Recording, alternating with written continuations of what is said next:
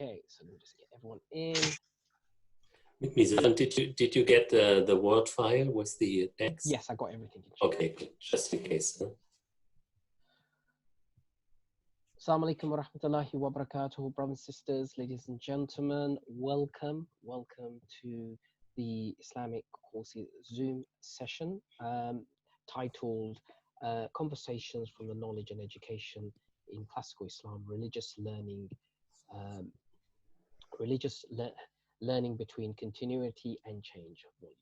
We're really honored and privileged to have Dr. Sahin, Abdullah Sahin from Warwick University, who's going to be the host, and our special guest today, honored and privileged to have Professor Sebastian Günther, who's the chair of Arabic and Islamic Studies from the University of Günther. Okay, so without further ado, before I hand it over to Dr. Sahin, who's going to host, can I just quickly remind everyone, everyone should be on mute. If you're not on mute, please put yourself on mute. It is being recorded. Okay, if you're not registered, leave your email address here. And subject to Professor Sebastian has made a request, no one to record, and we'll be recording it. And subject to his review of the recording, we'll release the recording up until he gives us permission to do so. There is a Q&A session. Please write them down on the chat as well if you want your questions answered, and we will be taking questions directly from the Zoom as well. Just a reminder to everyone, please, it's only an hour, so we need to adhere to the rules. So without further ado, I'll hand it over to Dr. Sahin. Thank you, Dr. Sahin. Thank you, Mizan. Assalamu alaikum, everyone. Bismillahir Rahmanir Rahim. Alhamdulillahi ala din al-Islam wa tawfiq al-Iman wa salatu wa salamu ala Sayyidina Muhammad wa ala alihi wa sahbihi ajma'in. Welcome everyone to this afternoon's seminar by Islamic Circles. My name is Abdullah Sahin. I'm a Muslim educator, and currently I oversee the graduate study program in Islamic education at the University of Warwick. I'm interested in Islamic education as an interdisciplinary field of scholarly study, empirical research, and professional development. This afternoon, we have a very distinguished scholar with us, Professor Sebastian Günther, who will share an aspect of his ongoing research on classical Muslim educational thought. And probably he will touch upon some of its implications for contemporary discussions on Islam, Muslim, and education in Western Europe. Professor Sebastian is chair of Arabic and Islamic Studies at the University of Göttingen, Germany. His research focuses on the intellectual heritage of the Arab Islamic world. Some of you would know Sebastian from his numerous publications on classical Islamic educational thought, including recently published 2-volume edited work on knowledge and education in classical Islam, religious learning between continuity and change, published by Brill, which has really some interesting contributions in them. Sebastian has been working on a larger project, I believe, on leading Muslim thinkers from the 8th to the 15th centuries, which I believe will come out as publication soon. Again, most of you would know many Western and Muslim scholars have used historical textual method in exploring different aspects of Muslim intellectual and educational heritage. I think most of the studies have produced informative, but largely descriptive historical accounts on different traditions of education in classical Islamic societies. I think an original aspect of Sebastian's work, if he allows me to make this note, is his direct interest in analyzing educational ideas, pedagogic values, and practices contained within this textual heritage. This is something closer to what I would like to call as a form of educational and pedagogic hermeneutics to discern Muslim educational pedagogic values and practices. Like all of you, I also look forward to the presentation. Sebastian will have around 30 minutes to share what he has to share with us. Then we will have ample time for comments and questions. As Brother Mizan said, please, due to time limitation, could you ensure that your comments are succinct and short, and your questions are clear, and you could either type in the chat or basically put your hands up to Mizan to be noted that later on you will make your question or pose your question. So with this brief introduction, and probably I have done injustice to Sebastian's great work, Over to you, Sebastian. Thank you for being with us this afternoon. Thank you very much, Dr. Abdullah, for this very kind introduction. Thank you, Mizan, for inviting me to this session within the Islamic Circus online meetings. And of course, I should say hello to everyone from America to Malaysia. It's the first kind of this talk I give in a global way, but as we can see, technology makes it possible. So, assalamu alaikum wa rahmatullahi wa barakatuh.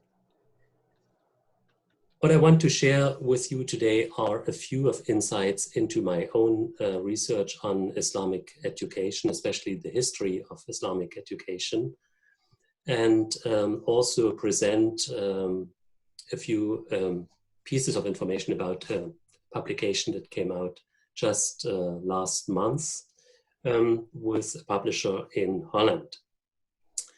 So I would like to begin by saying the following. A lifelong pursuit of learning is a characteristic ideal of Islamic piety. It underlies the concept of Islamic education. This idea is evident not only in the Quran and the literature of prophetic tradition, the Hadith, but also in countless proverbs, aphorisms, and wisdom sayings, as well as in poetry and prose texts of the Middle Eastern literatures. I will say in between next to indicate to Mizan that we go to the next slide, please. Number 2. Number 2, okay, yeah. Mm-hmm. While the primary focus of this concept of Islamic education is the nurturing of religious belief in the individual, its scope broadened over time to incorporate various secular disciplines, literary and scientific. These attempts of early Muslim scholars aimed at developing within the Muslim community fully integrated personalities, grounded in the virtues of Islam. Are you still with me? Yes.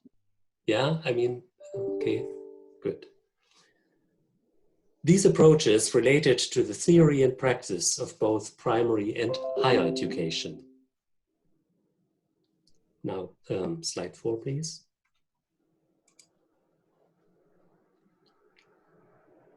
We do have in the slide 2, we do have in the Quran indications in several ways on learning and teaching. We do have this divine command to read or recite or proclaim words of the Holy Scripture. We have in Surah 2 the reference to the need for people who are able to write, the importance of written documents, and the practice of writing and dictating. In Surah 3, we are reminded of the masters in the scripture and followers of the Lord, Rabbaniyun, of their twofold obligation to teach and to continue studying. And in other places, like in Surah 39, there's the rhetorical question, how can those who know be equal to those who do not know? The immediate answer the Quran gives is only those who have understanding will take heed. Next slide. Similar issues are found in the prophetic traditions. We have sayings attributed to the Prophet Muhammad that indicate or that call to acquire knowledge, since this is an obligation on every Muslim male and female to seek knowledge from the day of your birth until the day of your death, and sayings like seek knowledge even if it were in China. Other sayings that are particularly important to the Shiite community are those by Ali ibn Abi Talib, who is supposed to have said, learning is the glory of mankind and the wise are beacons of the road to the truth. Knowledge is man's hope of life immortal. Humans may die, but wisdom lives forever. The next slide, please. These were some of the premises which led us to the idea of organizing an international conferences in Germany entitled Knowledge and Education in Classical Islam.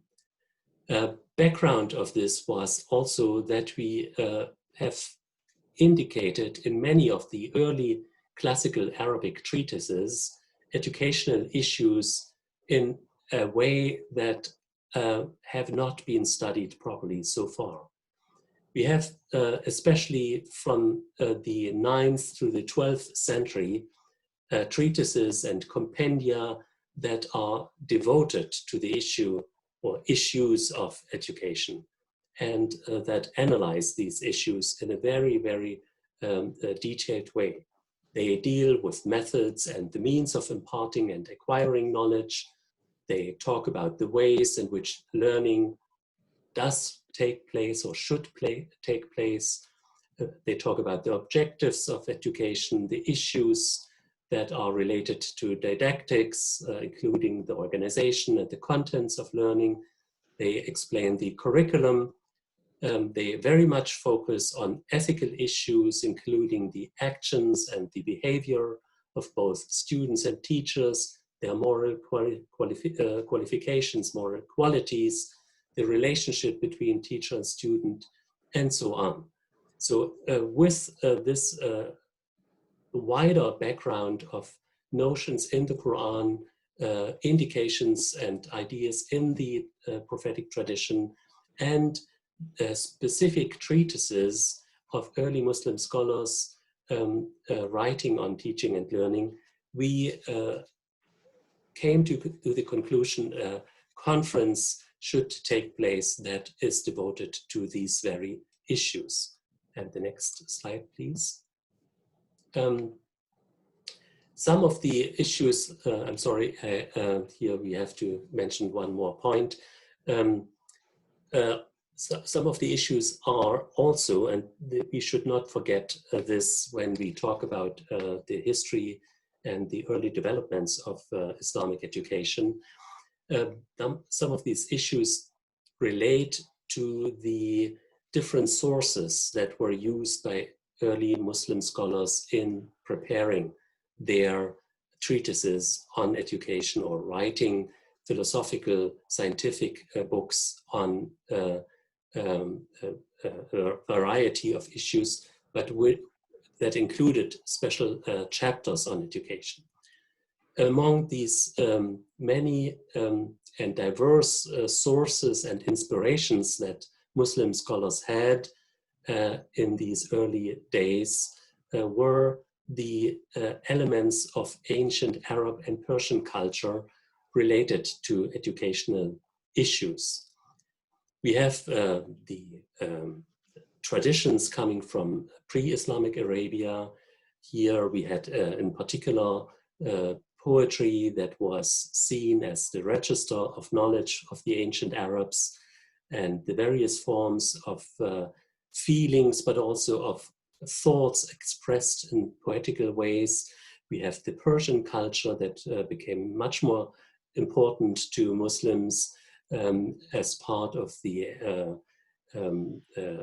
time when Islam spread into different lands and cultures, and people adopted Islam from different backgrounds.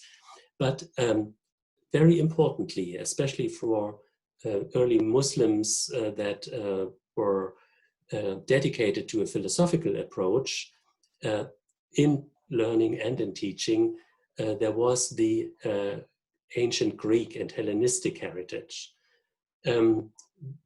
Many of these texts from Plato, from Aristotle, and several other Greek scholars were translated, beginning in the 8th century, but continuing and in more focused ways in the 9th and 10th century. They were translated into Arabic. Especially Christian Arabs participated in this translation movement because they knew Greek, they knew Syriac, and they knew Arabic, and they were able to translate these texts. This was the time when Muslim scholars became aware of this Greek heritage, and they started to incorporate these ideas into the Islamic mode and Islamicize them in a way. It was a very creative process. It was not simply something that would be called adoption or taking over. They were reading these texts and they were in conversation. There was a discourse between the Muslim scholars and these ancient scholars like Aristotle and Plato.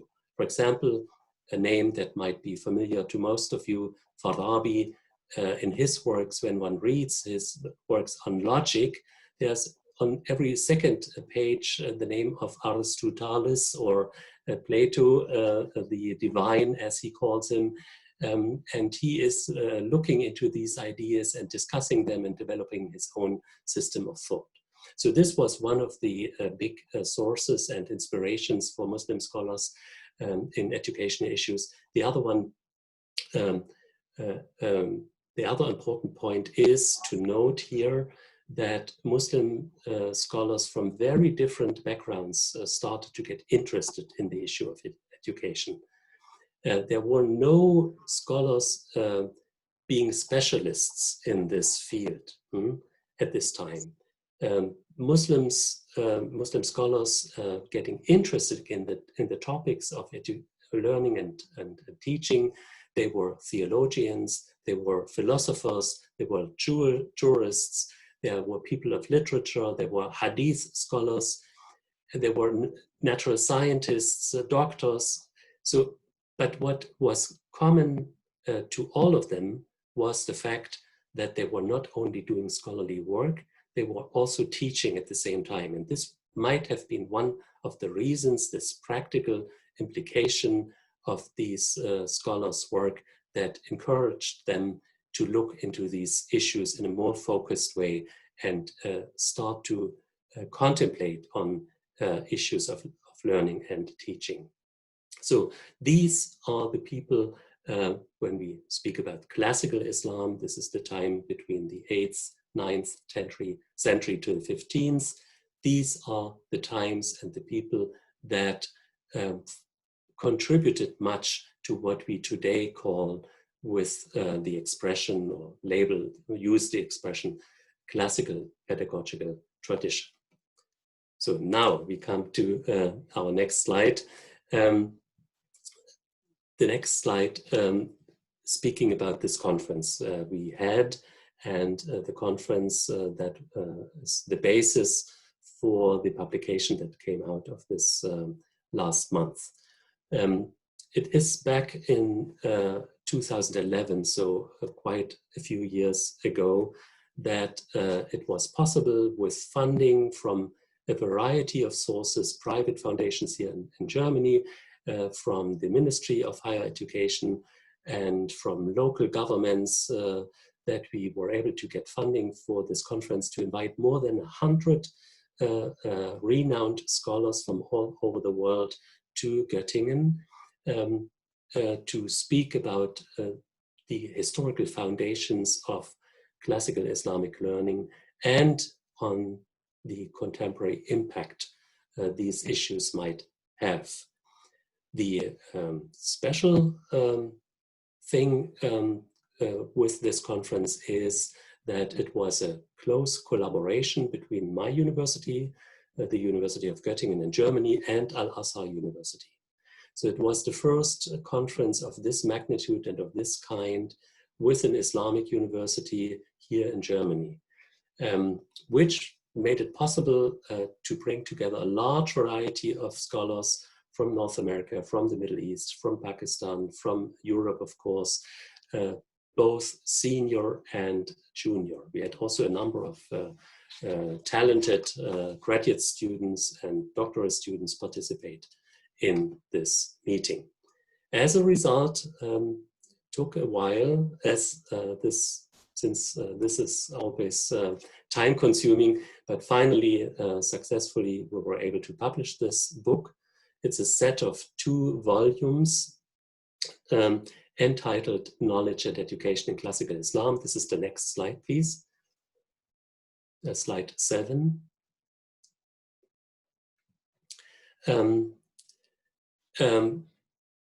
This publication focuses on the historical developments of Islamic learning and teaching, and time-wise, the focus is on what we usually call in Islamic studies the formative and the classical period of Islam, beginning with the revelation of the Quran in the 7th century, spreading and continuing up and including the 15th century. The next slide, please. What we were hoping to do, and what has happened also now materialized in this publication, we wanted to bring together studies that use most recent methodological tools, including not only what we call philological analysis, historical approaches, and this kind of traditional and solid scholarship. We also wanted to have included people who use discourse analysis, gender studies, modern literary analysis, and this kind of different approaches to make this more inclusive when it comes to studying Islamic educational thought. The next slide, please. This volume, as the result of this large conference, sheds new light on the challenges and the opportunities of teaching and learning in early Islam. We engage in the concepts, we engage with the concepts of classical Muslim scholars on knowledge. We try to define what knowledge meant at the time. How does the variety of ideas look like in terms of knowledge and its impacts on the community, of the communities, on the societies in this early time of Islam, and how did scholars make efforts to produce knowledge, to create new knowledge, and how were they teaching and how were students learning? So all this was part of the issue when we looked at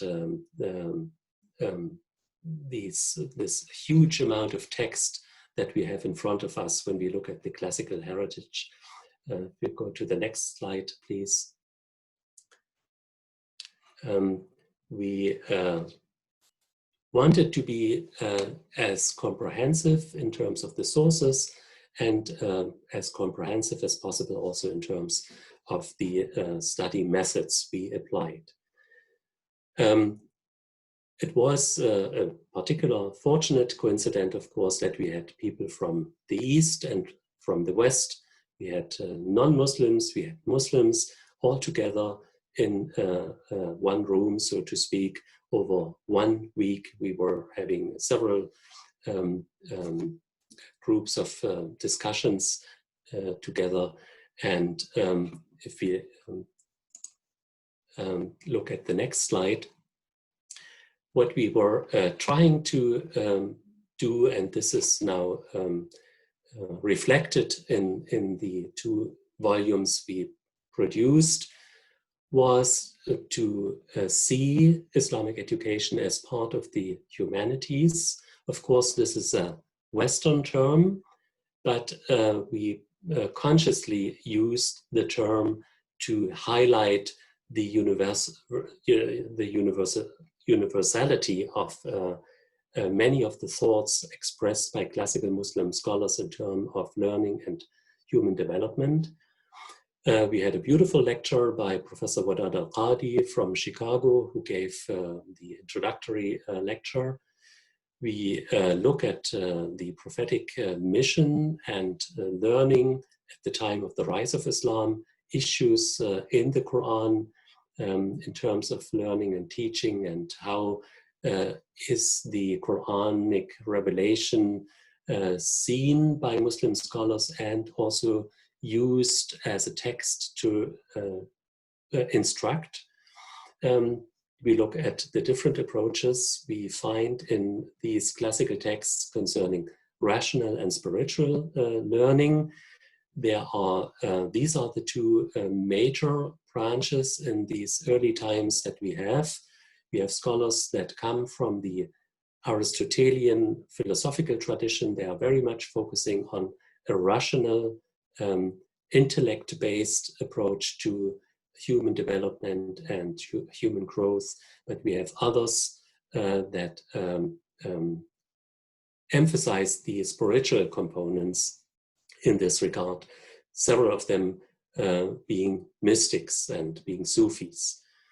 We looked at historical sources, how history was used as a tool of instruction, learning from the past for the present in classical Islamic times. There are many, many literature texts that were part of the issue and still are of interest when it comes to learning. Just one example is this great book of songs, the Kitab al-Aghani by Abu al-Farraj al-Isfahani from the 10th century, that is a wealth of, or produces a wealth of information on learning and teaching, but also the question of the relation of education and politics, very important, not only in classical times, also today, and other issues, not excluding different branches of Islam from the picture. We have in the book a special section of Ibadi learning, very interesting one. Not much work has been done in this regard, especially since the Ibadis have made knowledge acquisition their jihad in more recent times, starting in or beginning in this development in early times, but focusing today very much on this, as we can see in Oman, for example. And also we had, and we have sections on specifically Shia learning. Gender issues, authority and education, things like this are part of this. If you go to the next slide, please.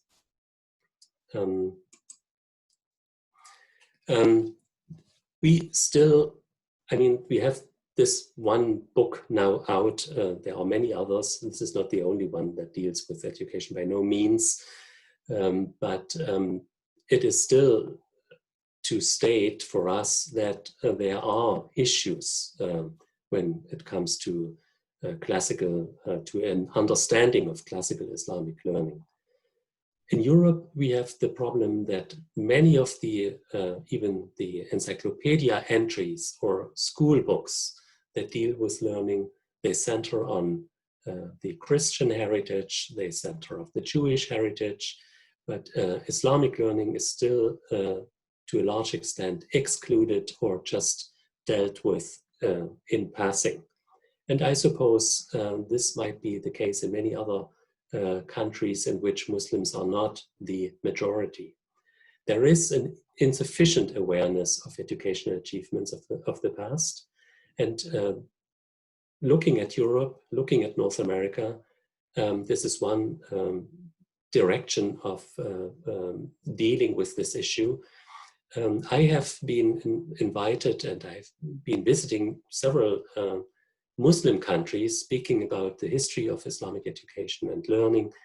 And what I experienced there was that in several of these countries, the focus today in education colleges, in departments having education in their name, they very much look at North America. They are US certified, have US certificates, and use Western theories and methods, but many of them are simply not aware of the richness of educational ideas from the Islamic past. The next slide, please. So, next slide.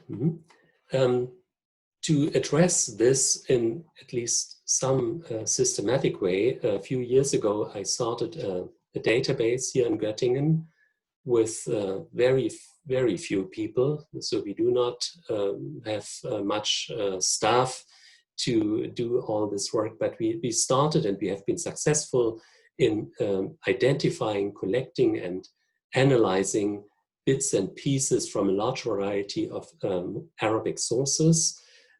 We extracted from a large variety of religious, philosophical, natural science, historical sources, passages and chapters that are devoted to education, and put them into one database. In addition to the original Arabic, we also have the English or German translation. If we find it somewhere in a publication, we make a note on this. In many cases, we had to translate those passages by ourselves.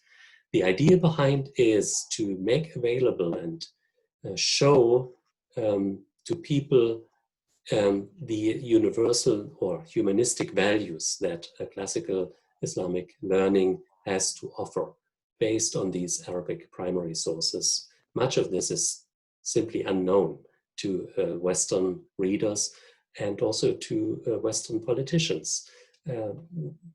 Not many of them know anything about this when one speaks to them. The hope is to come in the end to a handbook that in some way systematically brings together all this information in terms of classical Muslim thinkers, what they say concerning the theories, the ideas, and the practices of Islamic learning, and make this accessible in an analytical way. So next slide, please.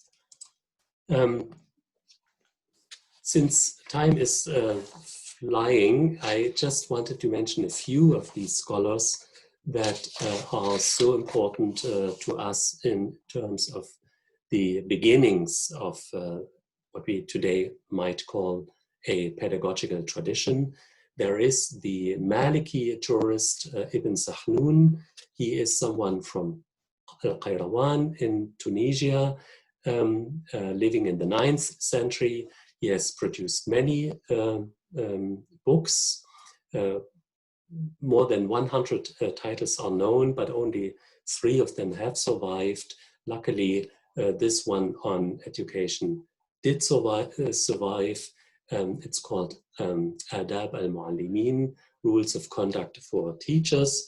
In this book, he provides legal and practical advice for elementary school teachers regarding issues such as hiring and paying teachers, the organization of teaching, the curriculum, how to work with students in class, is punishment possible, and to what extent, if yes, how did the classroom equipment look like in the 9th century, what teaching materials were used, and also how was graduation taking place, how were exams, the memorization of the Quran, for example, done in that time.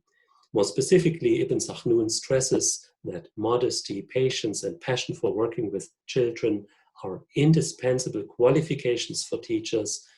And he also advises us to create a classroom atmosphere that is creative and encouraging to students. He also encourages teamwork as a teaching method, because this kind of competition among students helps advance their mind and their intellectual development.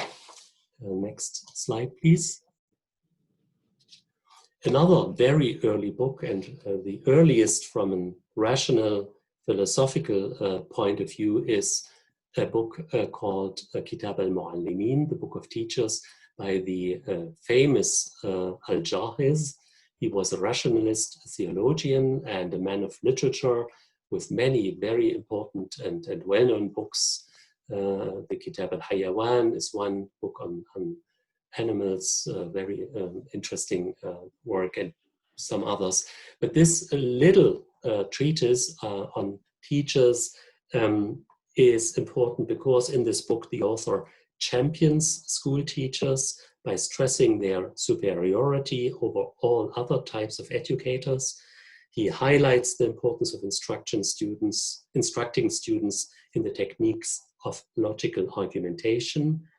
He very much highlights how important a good verbal and written expression is in learning.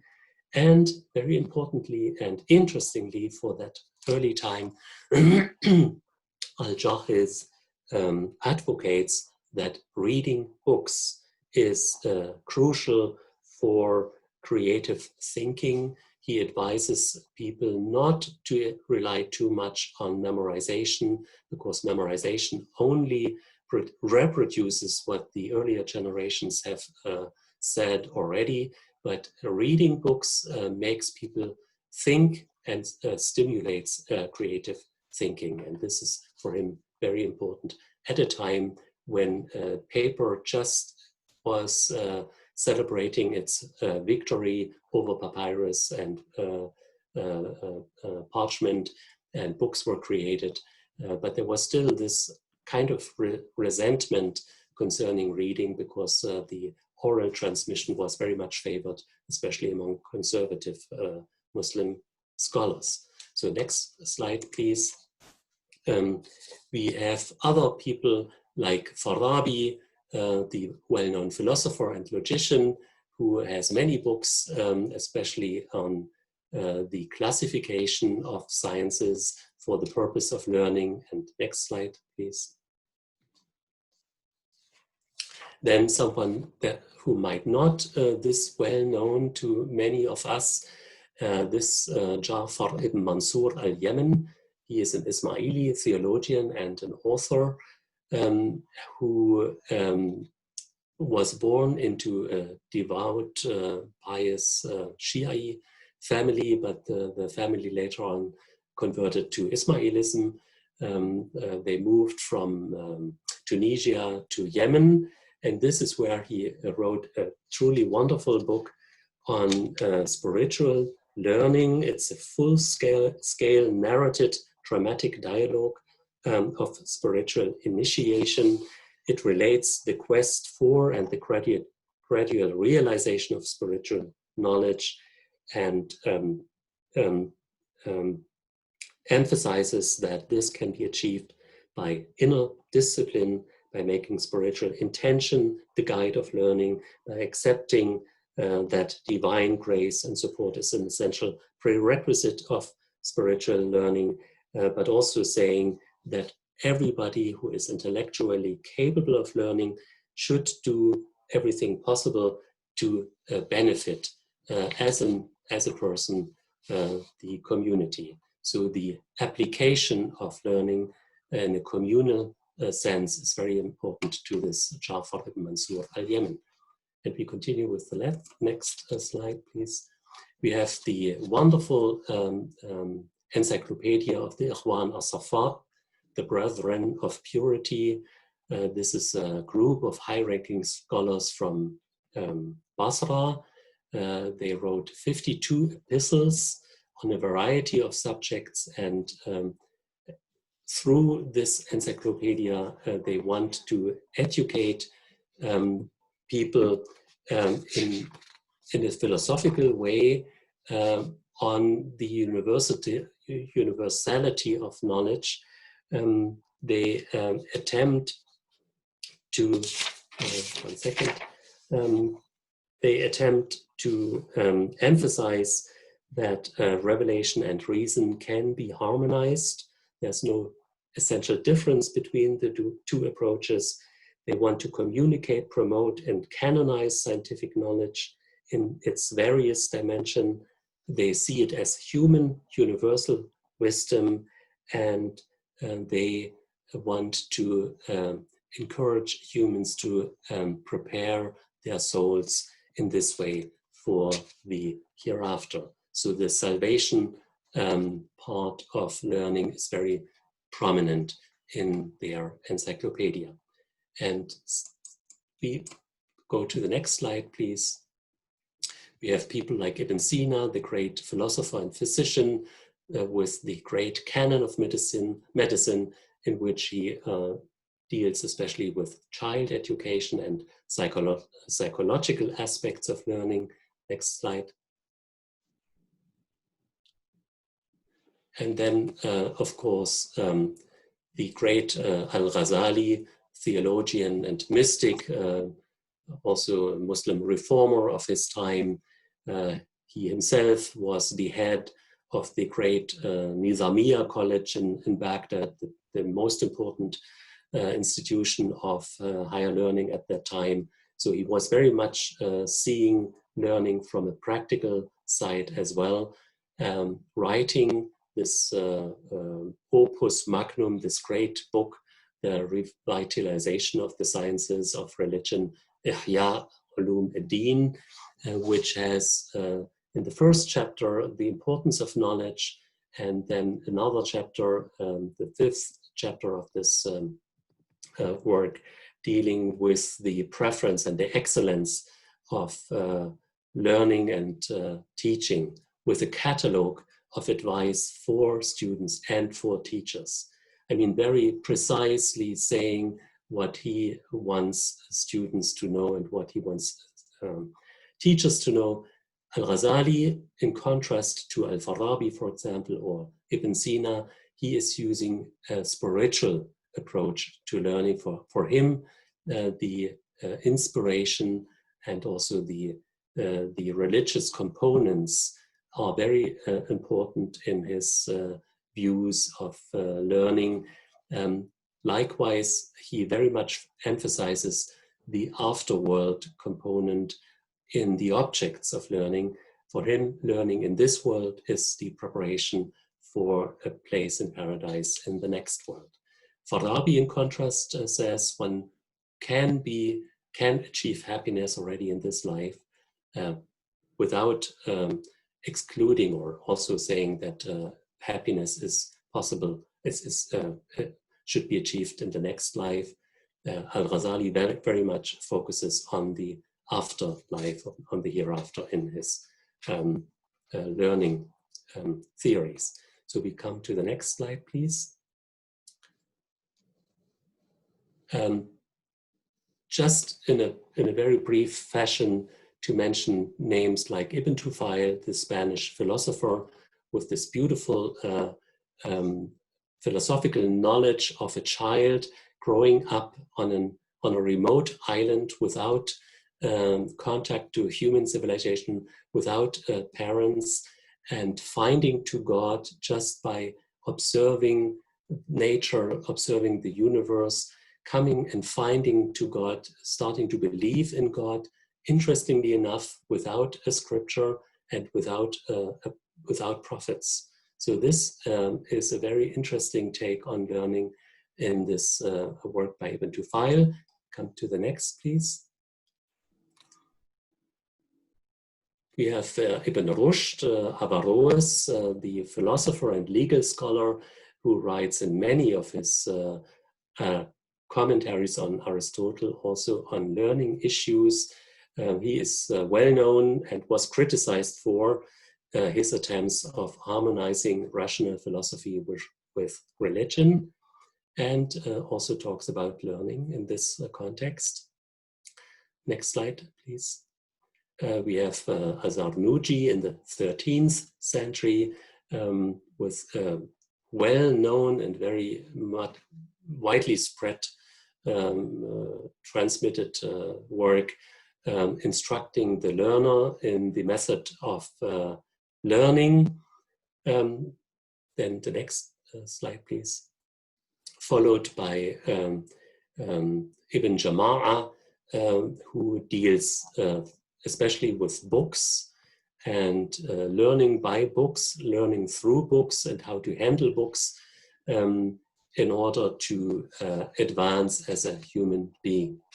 And finally, to conclude this line of names and scholars, we have Ibn Khaldun with his Muqaddimah, the Muqaddimah, an introduction to his larger chronicle, his historical work, in which he has several chapters just talking about the theory and practice of learning in different regions of the Islamic Empire.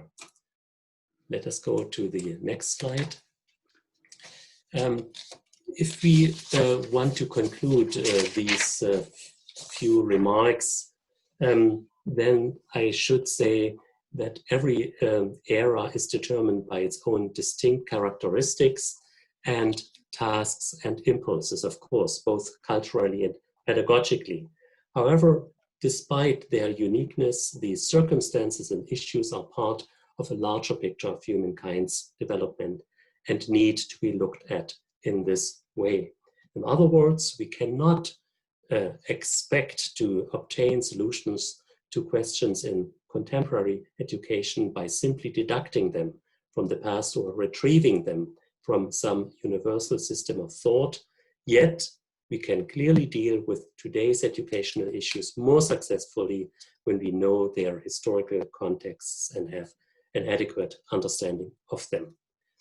There is, if you come to the next slide, please,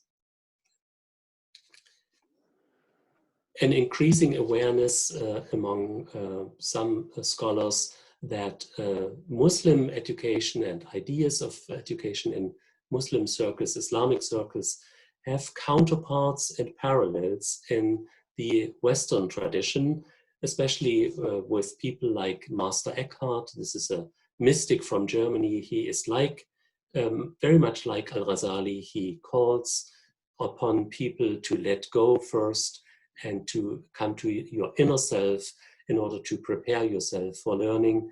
We have Erasmus, a Dutch scholar and theologian who deals with issues of education much like Al-Farabi.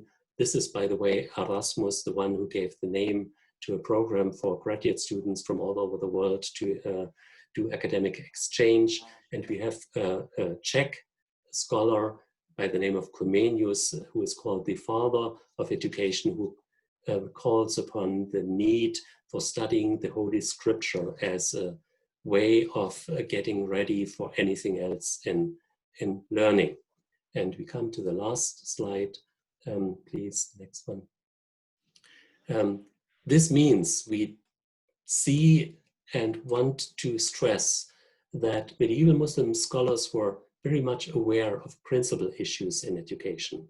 They see that next to intellectual instruction, there is a need for value education. Not just facts should be instructed, also human values are needed in this regard. There is a passion for instruction, there's an open-mindedness in approach to learning, there's a consciousness of the role of ethics in instruction and learning, and there's a certain preference in the early Islamic scholarship for analytical reasoning, for intellectual approaches to learning, while there is, among others, the strong emphasis of the role of spirituality in Islamic learning. And perhaps we conclude by this in saying that I believe that classical Muslim educators understood very well the intimate relationship between knowledge and theoretical and practical wisdom, logical reasoning, ethics and aesthetics of learning, loving and caring, and spirituality. If modernity is willing to learn from the past and conceive education as a process of forming fundamental dispositions, intellectual and emotional, we can be confident that we can recreate that which we seem to have lost in some cases, and so restore our picture of a system of education which gives credence to human development as a whole. Thank you very much. Excellent. Thank you very much, Professor Sebastian. This is really informative, refreshing presentation. I'm now going to open for questions and comments and inquiries. We have good 20 minutes to go yet. I'll kick off if there is nobody else jumping on the queue about my own question. I think your last slide beautifully summarized the key features of classical Muslim education and thought. it looks like Muslims were not only transmitting, but coming up with a transformative approach to education and knowledge production. And obviously they would have been in touch with the Greek and the ancient Greek legacy in scientific and ethical, philosophical traditions. So all this is really creative. The question is, kind of implications of your research for today, if we were to ask you a question, particularly if you think we have plenty of Muslim communities settled in Western Europe, there are issues to do with training of Muslim teachers in Europe, training of Muslim imams or Islamic theological education in Europe. Do you think these inquiries that we have conducted in terms of historical inquiries would have direct implications for these contemporary efforts? And finally, will your results help perhaps decolonize curriculum in Western higher education, Western academia, if universities would be willing to discuss, reflect on this rich Islamic heritage in education?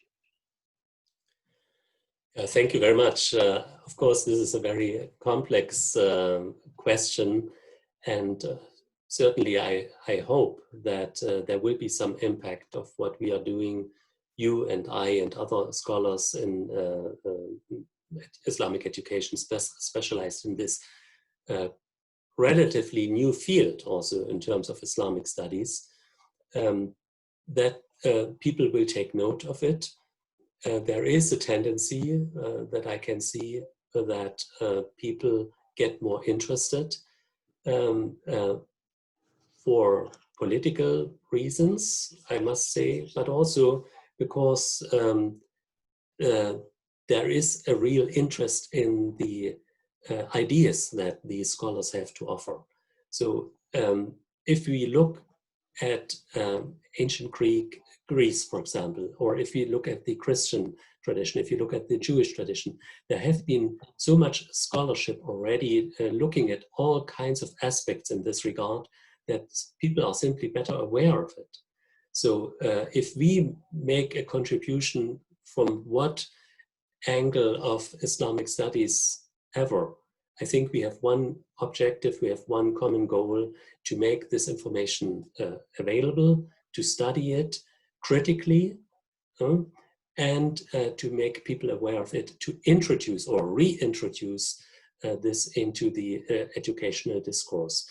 I think there is a need in Europe, there is a need in North America, but there's also a need in many Muslim countries to reconnect to their heritage when it comes to people like Al-Farabi or Ibn Sina, Ibn Rushd. I mean, we know from the history of Islamic thought that these people were not always liked. I mean, even the great encyclopedia of the Ikhwan al-Safa, that they were burned in Baghdad at one point by an Abbasid caliph. Still, people like Al-Ghazali were reading this encyclopedia. Al-Ghazali was critical also of the philosophy of the Ikhwan al-Safa, but he was open enough to get engaged. And as we know today, I mean, he was in many ways influenced by his own thought by these people. So, I mean, to see the open-mindedness of people in the classical period, their originality, and their willingness to produce something new, to be innovative, and to do something for the community. This dynamics, if we could transport this into modern times in a better way, I think this would be wonderful. Excellent. Thank you very much, Sebastian. I can see now plenty of questions are flooding. I've got a question from Mohammed, who is asking about the politics of learning in the medieval period. Especially in the formative period, he says, was Islamic learning associated with politics, and was there an emphasis on simply scholars being autodidactic in more recent times? So maybe a brief reflection on politics and education. Yeah. I'm sure we have plenty to share. Politics and also poetics. Did I understand poetics? Yeah. No, politics. Politics. Okay, Yeah. I was more prepared to talk about the poetics of Sadly. education, because I mean the aesthetic aspect was very much important to many of these people of literature, like Jahes or Miskawai. Miskawai, for example, with his refinement of character, participating in these circles of learning. But the interesting thing, I mean, here we come to a crucial divide also. We do have we have the rise of the madrasa at the end of the 10th century, coming most probably from Bukhara to Nishapur, from Nishapur to Baghdad, and going farther west. To that, or prior to the madrasa, teaching took place in the mosque in a very open space, available to everybody and accessible to everybody, or it was taking place in a scholar's home or in certain circles of learning, especially for the philosophers. So we have this very open space learning in the mosque, and we have this more focused philosophical learning. Then we have the madrasa, devoted to producing specialists in the administration. So this was a very important step for learning, to have this institution, and it was very innovative at that time. But to produce these people, the curriculum got narrowed down. It excluded, basically, in many of these madrasas, not in all of them, but most of them, philosophical learning altogether. Natural sciences, mostly. Astronomy was taught, but because it was necessary for time calculation and this kind of a thing, the focus was on law, was on religion, it was on logic, because administrators at that time needed to be people of logic. One wish today's politicians and administrators would be like that, but logic, religion, law, and language. These were the main topics. So this was a problem then when it was limited that way. Yeah, and that links to the next question. I think it's from Sheikh Mohammed Buta, who asks about the disciplinary nature of seeking knowledge. Is it accurate, he asks, to classify these approaches to seeking knowledge into falsafa and kalamists and mutasawwif? Yeah, very interesting, a very interesting question. I mean, Muslim scholars in the early time were very much aware of the importance of classifying knowledge. Again, the idea to do this came from the ancient Greeks. And one of the earliest people who were doing this was Al-Farabi. He took over much of the classification of the ancient Greeks and framed it in a way that it was including both the ancient branches of knowledge, the foreign knowledge, Greek knowledge, and the genuine Islamic branches of knowledge. This continues. I mean, almost all the scholars who do something in philosophy or theology were some kind of, in some way engaged with the classification of knowledge. Even Al-Ghazali has a classification of knowledge.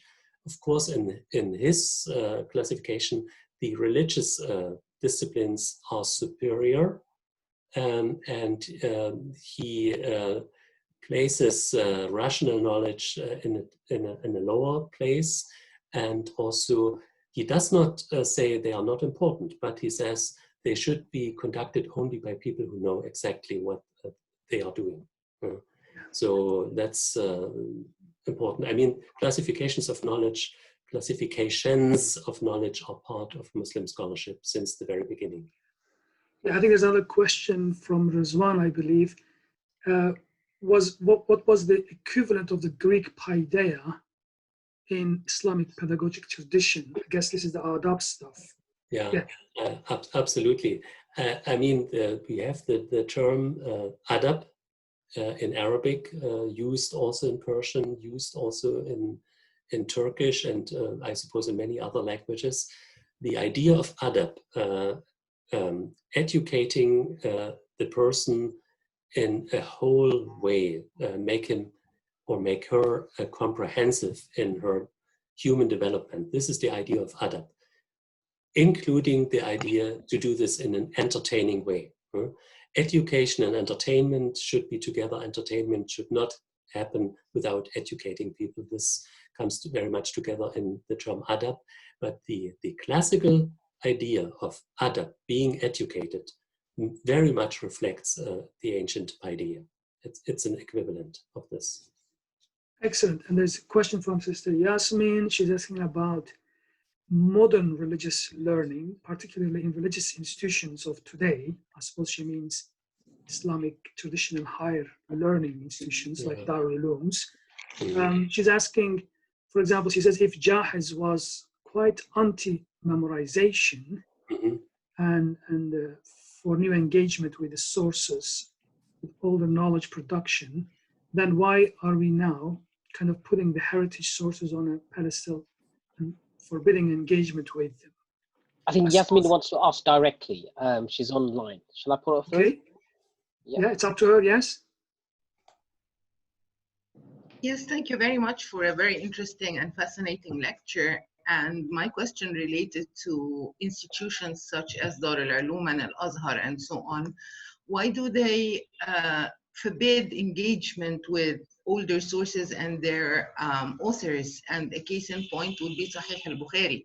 So if you try to do some critical analysis of the content, then you're, well, you know what happens. So if the ancient tradition encouraged learning and so on, then why don't we continue this tradition? Yeah. Of course, I mean, the answer can be given only by the institutions themselves, but my take on this is that this philosophical approach promoted by people like Al-Farabi, Ibn Sina, Al-Jahiz, and several others, they have not become part of the mainstream. The mainstream was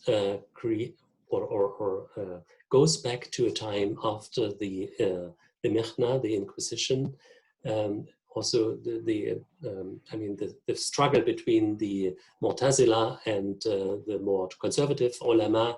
The more conservative ulama had won this struggle, and this made learning very much possible under their umbrella.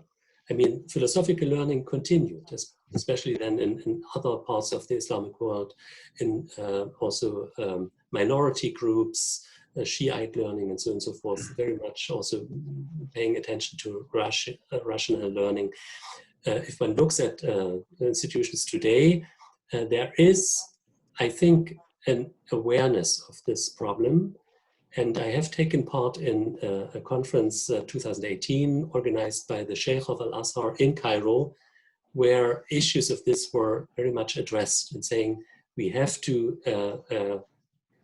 my words now, arrive in the modern world. We see that we have to catch up, we have to make our own contribution, and we are ready to do so.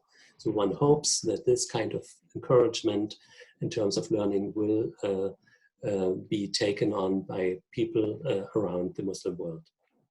Excellent. Could I invite Sheikh Sahin al-Rahman, please unmute yourself and pose your question. Jazakallah. Sahin al-Rahman. Hi, thank you for the presentation. My question is that the educational thoughts of Al-Jahiz and Al-Farabi had a clear Greek influence, which we all are aware of and we can't deny. But my question is, who was the first from among the Muslim tradition to produce an organic, original contribution that was motivated by their own studies of the Quran, their own reflective, critical engagements with the Sunnah of the Prophet ﷺ, rather than borrowing from the Persian tradition or the Greek tradition or any other civilization? So who was the first one to produce an organic, original contribution that wasn't gained from borrowing from other civilizations, but was an organic production from their own studies? Yeah, thank you. I mean, you used the term organic, and I mean, even also, or including Al-Farabi and Ibn Sina, they were producing something organic. I mean, they were bringing things together. And Muslim scholarship in this early time, they were not falling from the sky. They are part of a pool of ideas of ancient Mediterranean and contemporary Mediterranean thought that were overlapping and influencing each other. There's no one scholar, even, I mean, among the more traditional ulama, that would not have been influenced in some way by influences other than the Quran and the prophetic tradition. I mean, these are two very important sources, but these scholars, they were reading not only these original texts in Arabic translation, but they were also reading their Muslim contemporary productions and books. I mean, Ibn Sina was reading Farabi, Al-Ghazali was reading Ibn Sina and Farabi.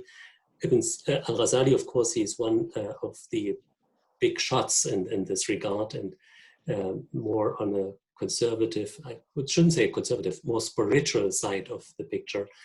But to my knowledge, there's no scholar, even, I mean, more conservative ones, that would not have an influence of Greek logic, for example. Excellent, thank you very much. Can I invite Brother Omar to pose his question? Please unmute yourself and raise your question.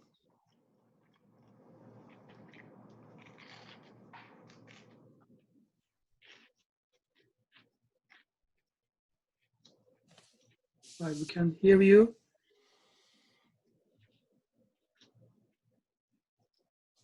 No?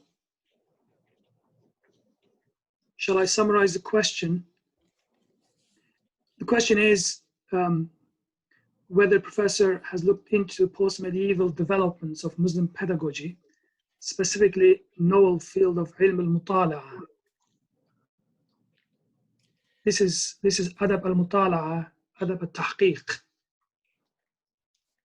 I mean, these are part of the picture.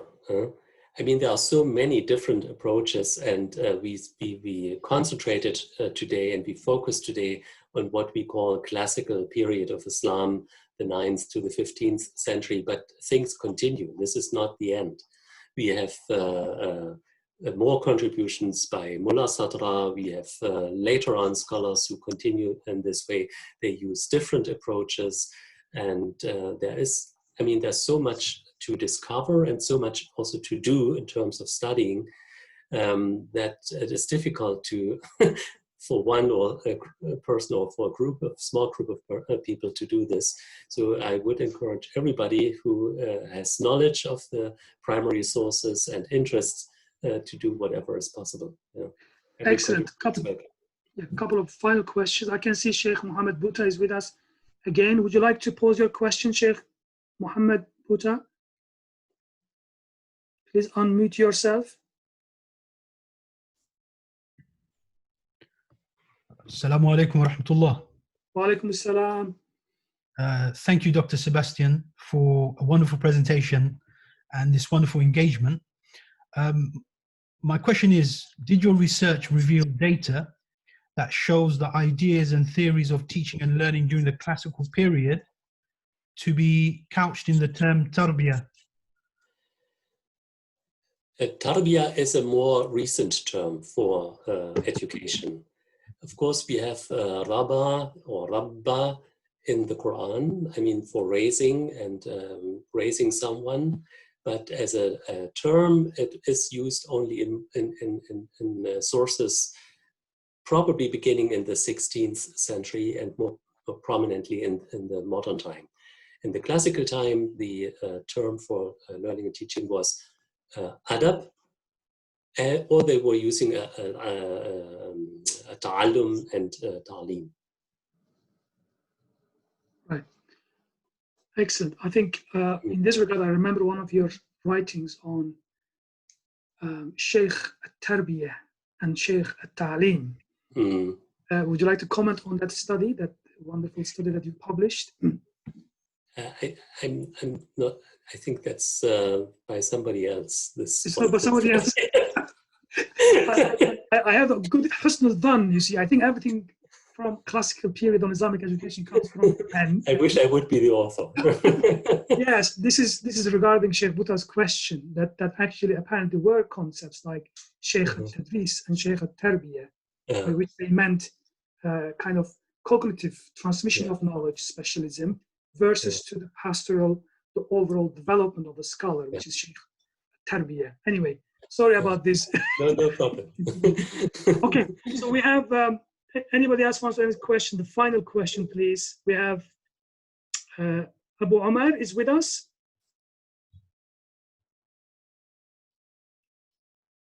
Or Farah Ahmed wants to ask a question. Last few minutes. Sister Farah Ahmed. Please unmute yours. Yes. Yes. Professor Günther, there was a wonderful conference a few years back in Göttingen on the classical foundations of knowledge. And since then, I think, your work has progressed, and it's been wonderful to see the progress. But I had my question is, where do you see this going forward? I mean, what's the legacy of that conference? How have things moved on since then? And where do you see your work going forward in the future? Oh, thank you. Thank you very much. Were you part of the conference? Yes, I presented a paper, yes. It was a while ago. And wasahlan. This is so nice to hear your voice again. It's nice I remember you. Thank you for being part of this group today.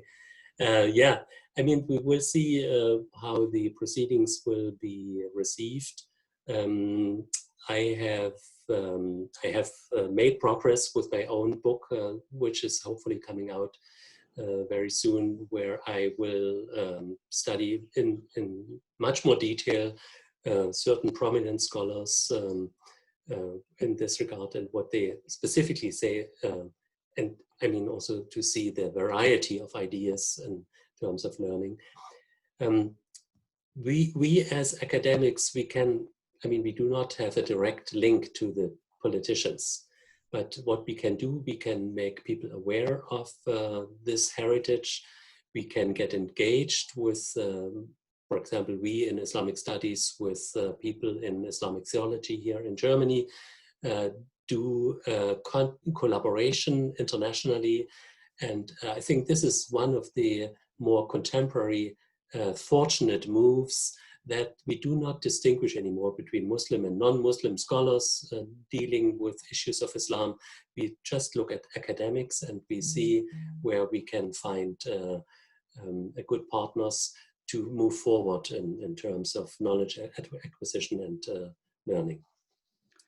Excellent. I think we have to now say thank you to everyone for participating, posing questions, sharing reflections, and obviously our gratitude to Professor Sebastian for kindly sharing with us his research.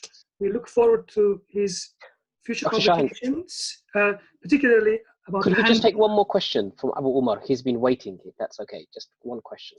Okay, can I just finish my part and then he can pose his question, please? Sure. Yeah, so I'm hopeful that we will have you again, particularly sharing with us your work on the classical Muslim pedagogies, which really would have great implications for today's Islamic pedagogic research and teaching that takes place in Europe.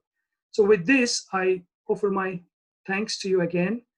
And I just say that we are hoping on the 16th of July, move on to a contemporary debate on Islamic pedagogy. We'll have Dr. Ilham Nasser with us from IIIT, who would share her research on contemporary issues of Islamic pedagogy. And I hope that some of the participants will be with us again. With this, I'll just leave it to the final question to our participant, Abu Umar, and say thank you to all. Assalamu alaikum. Thank you very much for this interesting presentation and valuable, it's continuous from the valuable works of Professor Sebastian. It's a question and a comment, please. In the studies of the Western, about the Islamic original classical educational sources, is it really like it is the lack of focusing on muhaddithin original sources? It's more depending on jurists and philosophers. For example, they are very early muhaddithin works specialized in al-ilm, like the book by Abu Dharr al-Murhibi Adam al-Iyas and Abu Khaythama, they are in the late of the 2nd century and the beginning of the 3rd.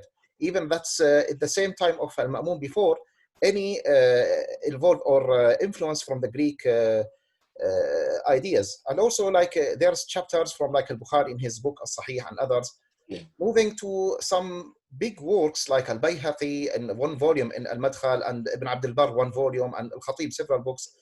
There's a less focusing on these works more than the famous works that they are usually focusing on, Al-Jahid, Al-Ghazali, and late works like Ibn Jama'ah and others. So can we see there's some more studies to be coming for the classical muhaddithin works, because they were the mainstream before the jurists and philosophers and others that came later from the 4th century and later on. That was my main question, because some of them, as you said, that mostly they were influenced from Greek. Most of those, what I mentioned, none of them, excluding Al-Khatib, he was influenced, but others, they didn't have any influence from Greek culture. Thank you very much.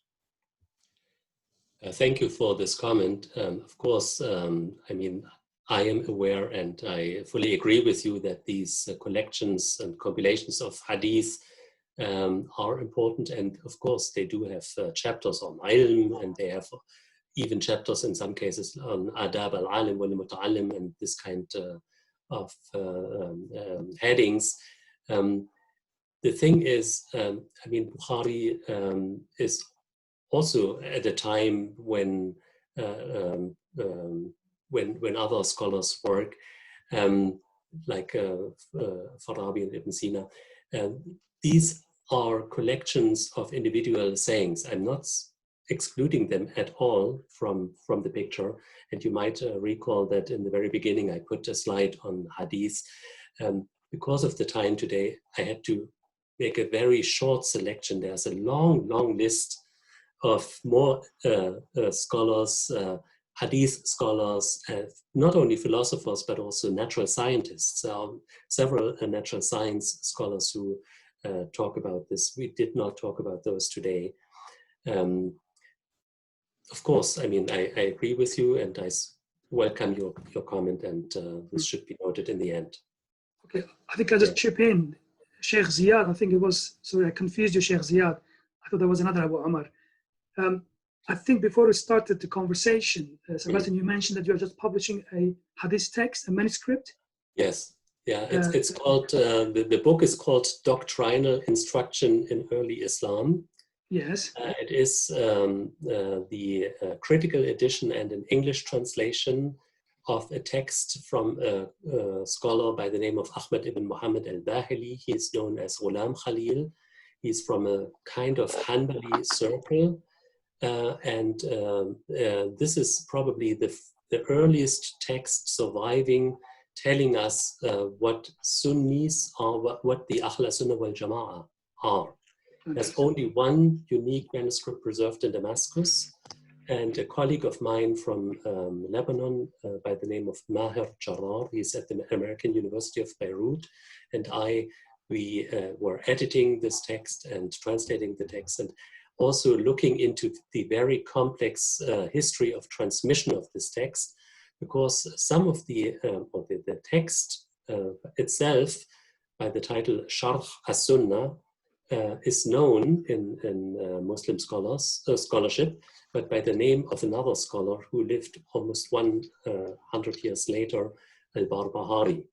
So with the identification of this text pointing to the middle of the 9th century instead of the 10th century, this shifts a number of things also in understanding what Sunnis are, what Sunnism is, how it began, because this scholar, this Ahmad ibn Muhammad al-Bahili, he's a contemporary of Ahmad ibn Hanbal without being a disciple of him. So this is a very interesting topic. It has also to do with learning, it has also to do with transmission of knowledge, but it's a very different kind of what we talked about today. Yes, indeed. And the book is out. all to do with forging what it means to be a Muslim, an authentic Muslim. So yeah. I'm sure Sheikh Ziyad would follow up on this, because he's actually working on the place of ijazah, licensing within the Hadith tradition. Yeah. And it will be great to see your publication. I think we have to bring this wonderful debate discussion to an end. Like everything else, it must be. We have to come to an end. لكل شيء إذا ما تم نقصانه. I suppose we have to acknowledge perfection is for Allah subhanahu wa ta'ala. So we again thank you, Professor Sebastian, for this wonderful presentation, and we will look forward to seeing you again once we have the handbook and the other book published soon, inshallah ta'ala. So thank you very much again, and over to you, Mizan. Thank you so much, Dr. Sahin. Thank you so much, Professor Sebastian. Wonderful discourse, wonderful questions from the participants as well. Just a quick reminder to everyone, please go to our website or Eventbrite link to see the next sessions. But if you're interested in education-related topics, as we have Professor Usman Bakr, we're revisiting the classification of knowledge in Islam, a study of Islamic philosophies of science. We're going to have Professor Usman Bakr, and it's going to be hosted by our very own Dr. Farah Ahmed from the Faculty of Education at Cambridge. Also, as on the 12th of July, we have we'll have Faika Mahmood from the Institute of Social Policy and Understanding, which is based in the US. We're going to be looking at, she wrote a paper, or they wrote a paper on weekend Islamic schools, evening maktabs. Are they preparing children for life ahead? It's going to be a critical evaluation of that paper on Sunday the 12th at 3 p.m. And final one, which is education related, is Dr. Shahin's session, which we're going to have as well with Dr. Ilham Nasser, who's the Director of Pedagogy at the IIIT, and that's towards an empirical-based curriculum and pedagogy implications for Islamic education on Thursday, the 16th of July at 3 p.m. So please register for those. Without further ado, I'd like to finally thank Dr. Sahin and Professor Sebastian for a wonderful session today. And hopefully, inshallah, we'd like to, once COVID is down, we'd like to invite both yourselves back to London, and maybe we can do something like a real seminar weekend course physically to see everyone together. So without further ado, thank you so much. Take care. Wassalamu alaikum wa rahmatullahi wa barakatuh.